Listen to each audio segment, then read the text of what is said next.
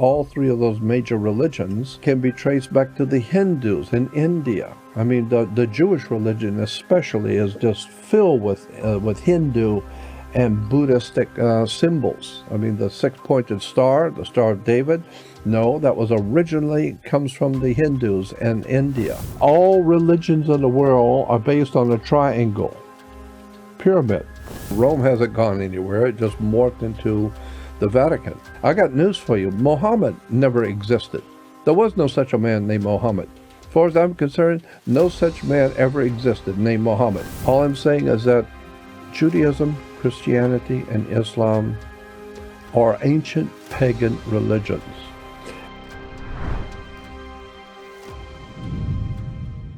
People don't know that the United States of America can be traced back to India. That's where we have come from. The United States of America has come from India. So the United States of America as a republic can be traced back to India, to the Hindu.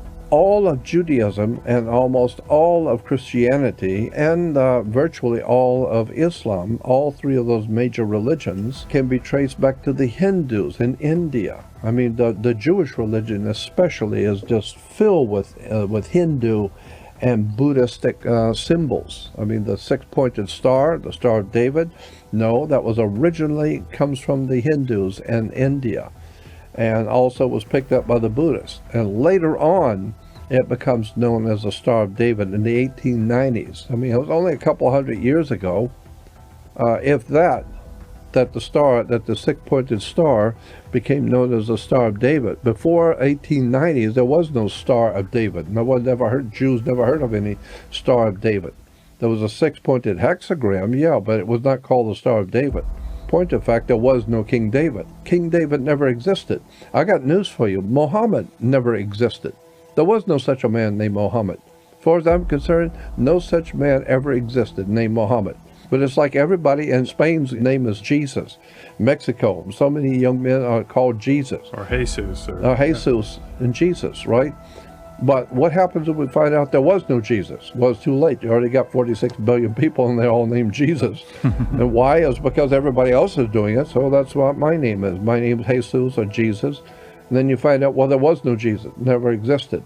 I mean, I remember talking to rabbis many years ago. My dear friend, a high-ranking rabbi, this was back in 1965, 66, and 67, who was a good friend of mine. I used to send him all kinds of documents and research materials back in 67, and he would send me all kinds of interesting research on Jewish religion and the Christian religion. So we were trading a lot of interesting stuff many, many years ago.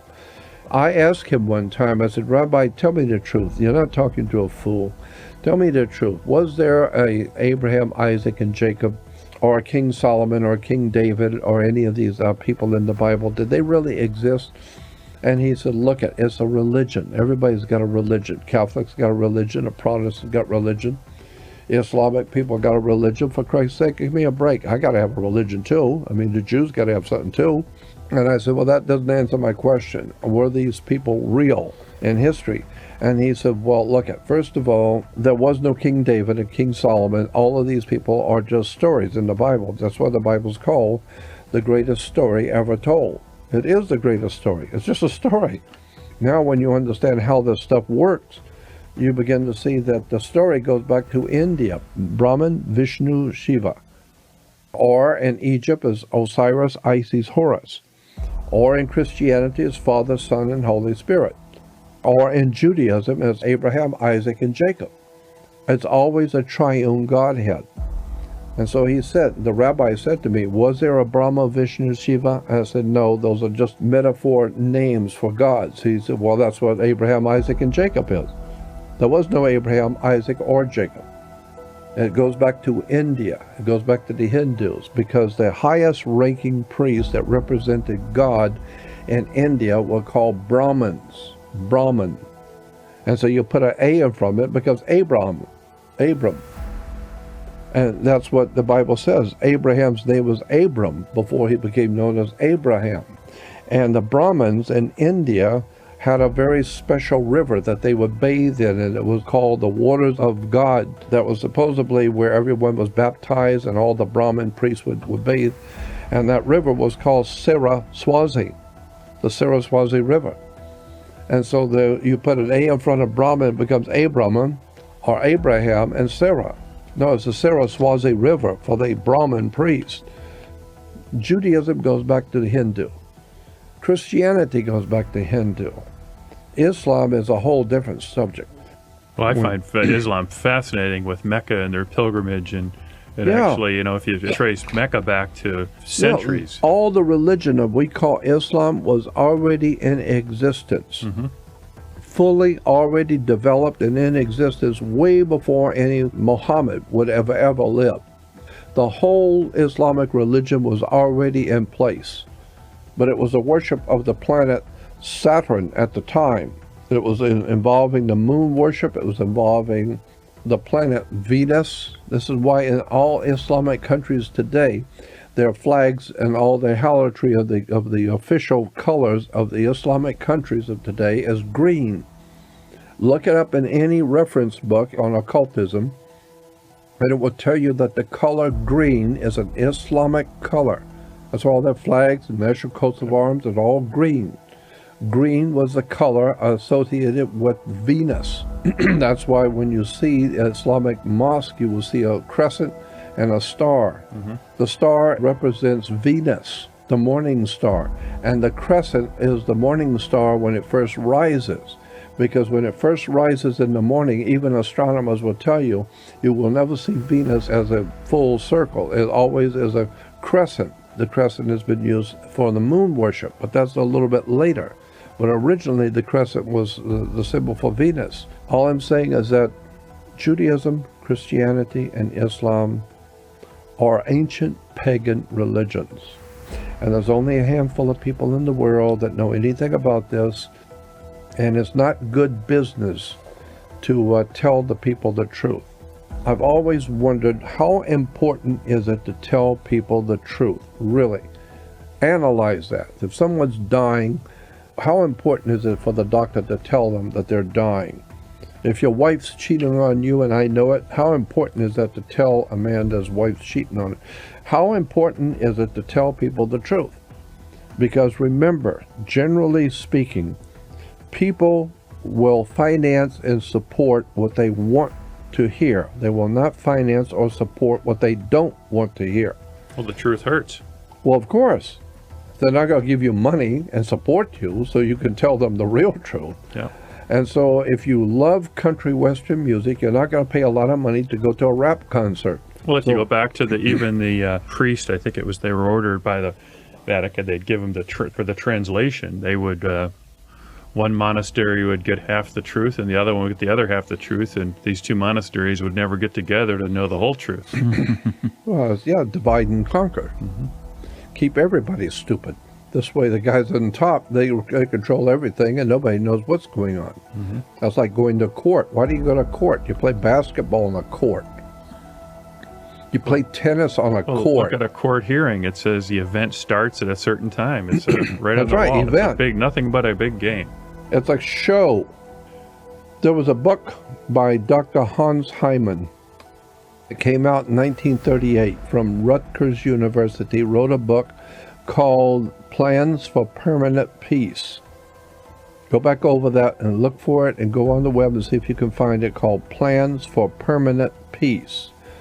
But Dr. Hans, H-A-N-S, Hans Hyman. And in his book, he said basically that a world war is going to start next year. And it's going to start in Germany. I'm trying to remember, but he was basically saying the war was going to end at about 1945. After the war is over, he had 4 fold-out charts in the book, if you can find the book. And in it, he explained how the whole world is going to be set up in a whole new monetary, political, super government of the world. And it's going to be starting in 1945. Those 4 different maps that open out from the book are very, very interesting, showing how the banks are going to all be connected around the world, the savings and loans, insurance companies. It's all been planned for a long time. Well, you look at the Marshall Plan, which rebuilt Europe and Japan after the war destroyed it. I mean, that's still in effect, in a sense, and with the central banks keeping those economies up or down, depending on how they want to make things happen. I mean, look at Japan right now; they're in another recession. You look at Europe; they're on the brink of. And the reason why is because all of the money around the world is being manipulated by the bankers. Mm-hmm. Well, it's always been controlled by a handful or so of families. Of course, absolutely. Yeah. As a matter of fact, if the Federal Reserve and the Internal Revenue are home office. People don't know this. You know where the home office for the Federal Reserve and the Internal Revenue are? Puerto Rico. Puerto Rico. Mm-hmm. Get out of here. Yeah, Puerto Rico. I didn't know that. Yep. Yeah. And why? The Federal Reserve and the Internal Revenue is the in-house money for the America. You're talking about the money of America, the Federal Reserve, Internal Revenue. It's in Puerto Rico. Why? Pirates of the Caribbean. Well, who were the Pirates of the Caribbean? Their symbol, the pirate's flag, was a black flag with a skull and crossbones. It was called a Jolly Roger. And what is the Jolly Roger flag? The skull and crossbones on a black square. The black square represents the planet Saturn. The skull and bones was an order, a secret society called the Knights Templars, and they were the pirates of the Caribbean. Well, that goes back, you look at the Swiss cross, and you look at the policy. We go back to Harvard and Yale and the skull and bones at Yale. Absolutely, skull and bones at Yale. Well, then you have the two-sided political system where Harvard is liberal, and then you look at Yale for more policy. Yeah. All of this is very, very interesting stuff that people don't know any of this, and they're never going to be told any of it. Well, it's not even in the textbooks. No, it's not going to be either. Kind of funny, I thought of you, Jordan, the other day. I was watching television. It's a family auction house. And this one kid brought in his father's Knights Templar sword and his regalia. Regalia, I guess you'd call it. And the auctioneer's going, wait, I thought this didn't exist. I thought the 1300s this was gone. And the kid said, well, I don't know anything about that. This is my dad's, and he's in the Knights Templar, and he died, and I just want to see if I can get some money for it. Well, doesn't a lot of that stem to Central Intelligence too? Protecting. People think that it's an agency about spies. Really, it's controlling or monitoring, not controlling, monitoring the flow of money around the globe. Absolutely. CIA was originally called the OSS. Mm-hmm. In the Second World War, the Vatican came up with the idea, because the Vatican is the best secret investigating organization in the world. Also one of the wealthiest. Yeah, of course. But they're the best spy agency is the word I was looking for. The best spy agency on the earth is the Vatican. They're far, far superior to MI5 and MI6 in London. Far superior to NSA here in America, NSA and CIA. Why? It's because they've been around for 1,600 years doing what they do. So they're pretty good at it. You just came into the world 200 years ago. No, they've been doing it for 1,600 years. Mm-hmm. So just understand that for 1,600 years, the Vatican has dominated Europe.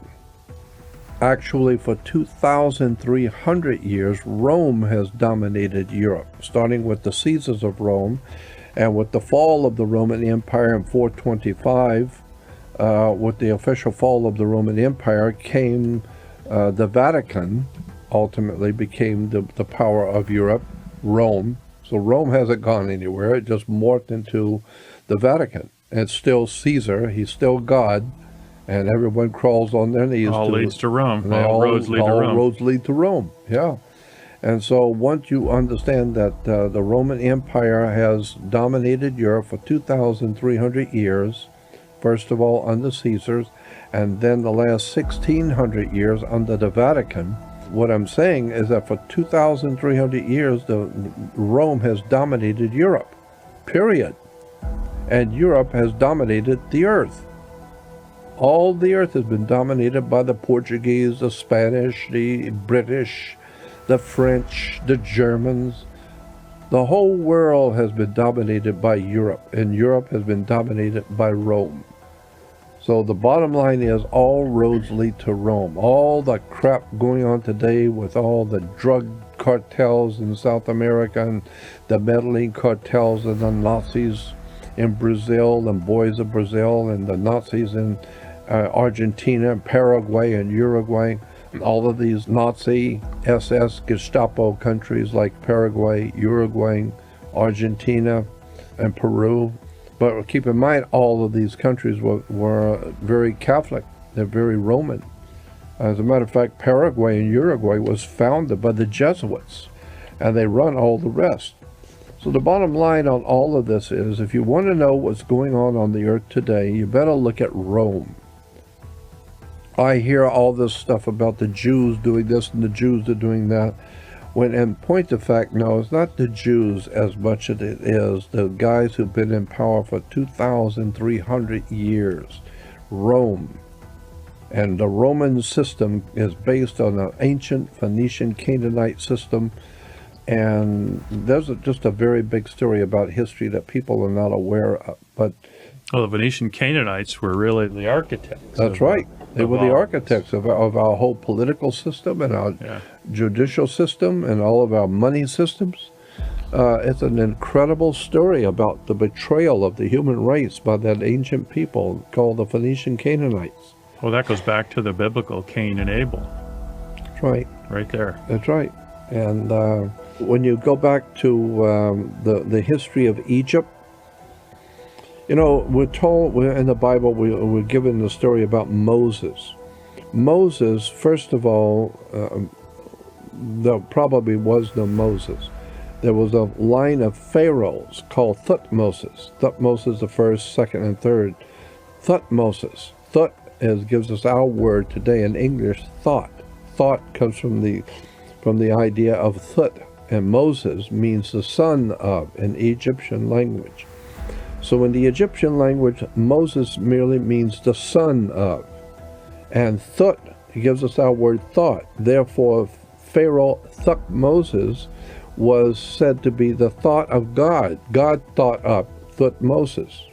And so Moses was most likely never existed. But the religion based around Moses, Thutmoses, was moon worship. Because from Egypt and of course and from the Sinai on the other side of the sea, in the Sinai is a large set of mountains in the middle of the Sinai, are huge mountains, and so the people on the west, which would be in Egypt and the west part of the Sinai, every night they would see the moon come up, and obviously the moon comes up from behind the mountains. So obviously, anyone can figure that out. The moon lives in the mountain. So the moon comes up every night from the mountain. And so the moon's name, the old Arabic name for the moon god, because he was obviously a god, and he was sleeping during the day, but he comes out at night. His name was Sin, S-I-N, Sin. Look it up in the dictionary, S-I-N. That was the name of the moon god in Arabia. And Sin lived in a mountain, obviously, because every night we see him come out from the mountain. Well, a mountain in the old ancient Arabic tongue was Ai. So Ai was a mountain, and Sin was the god of the mountain, the god who lived in the mountain, the moon god. So you put them together, he became known as the old man of the mountain, or the moon god who lives in the mountain, Sin Ai. So today we call it Sinai. No, it's not Sinai, it's Sin Ai, the moon god of the mountain. So we talk about how holy is Jerusalem and Mount Sinai. There's nothing holy in Jerusalem. The only thing holy in Israel are the stories that come out of it. They're full of holes. The whole thing is worship, drugs, rock and roll, money, politics, religion. There's no truth in any of it. Go back and read the history books. Go back and read about Sin. And he would rise up in the nighttime. And that's why even today the Hebrews still have their holy days after sundown. Why are holy days after sundown? Because that's when the moon comes out. So the significance of the holidays with Passover, where the sun passes over the earth, it's all goes back to sun worship. And, Of course. Well, what I found interesting is having some time spent with Kabbalah and its significance with astrology, numerology, and the Torah. Of course. Let me give you an example how this stuff works. If you go back to the very earliest times in mankind's recorded history, we're talking about 6,005 to 7,000 years ago. On the plains of Shinar, what we call today Iraq, Iran, that was one of the oldest civilizations on the earth. The idea was that on the first day of winter, try and follow this logic. On the first day of summer, the sun is as high in the northern hemisphere as it's going to get, and it's right over us. So therefore, he's really hot. God's sun is really hot now.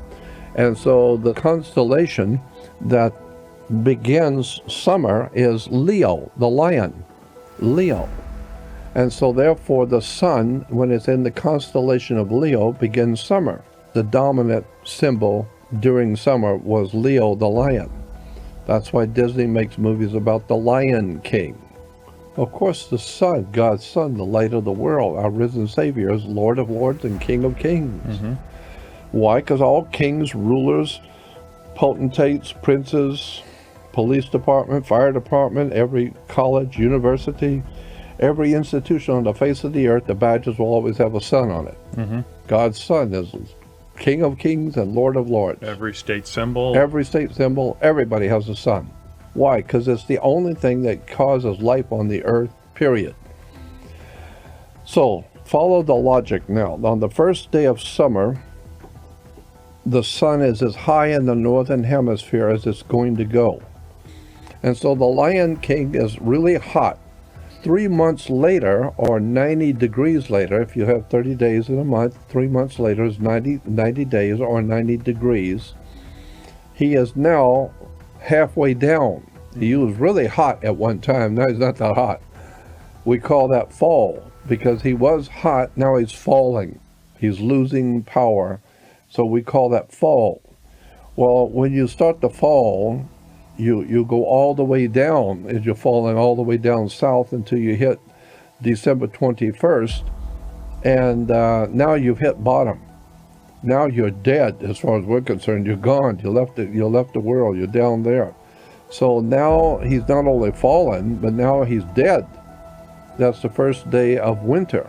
Well, when the sun goes south and it hits December 21st, what's interesting is that on the December 22nd, the 23rd, and the 24th, all 3 days, the sun does not go any further south, but it does not come back to the northern hemisphere either. So on the 22nd, 23rd, and 24th, it just sits on that same degree. Winter solstice. The winter solstice for 3 days.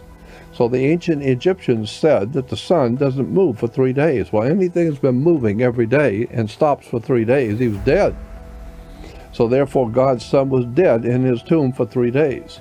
Then on December 25th, the sun moves 1 degree northward, which means it wasn't doing anything for 3 days, it was dead. But now it's been born again.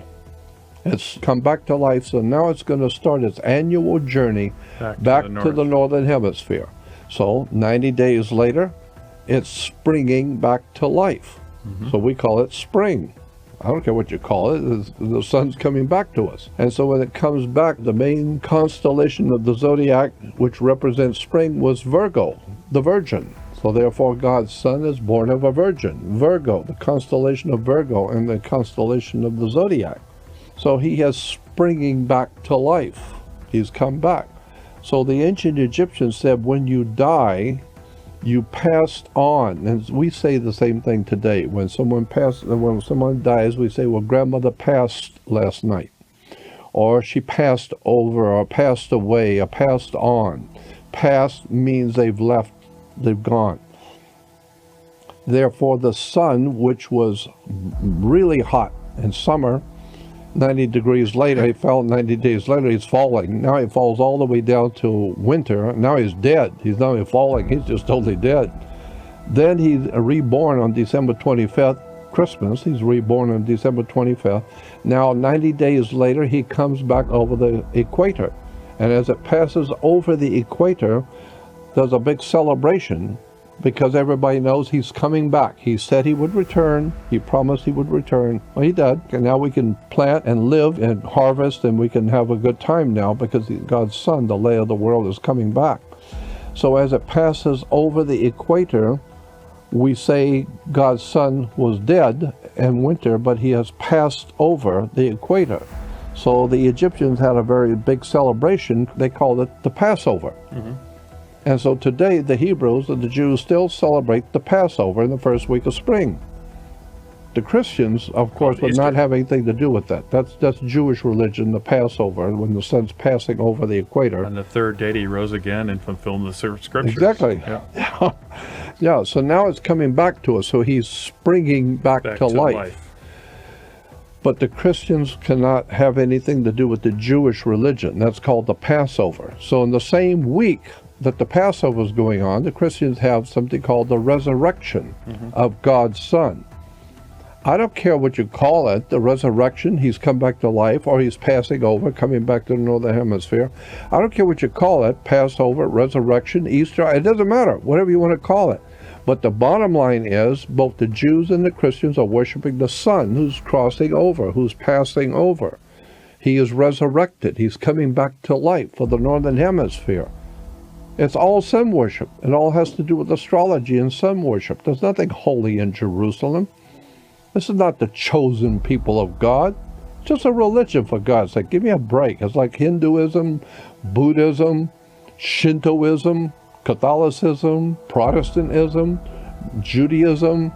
It's just a religion, for God's sake. It's just a story. I mean, come on, get on. I always say, why don't you go out and get a job and buy a book and do something and educate yourself as to how this damn stuff works.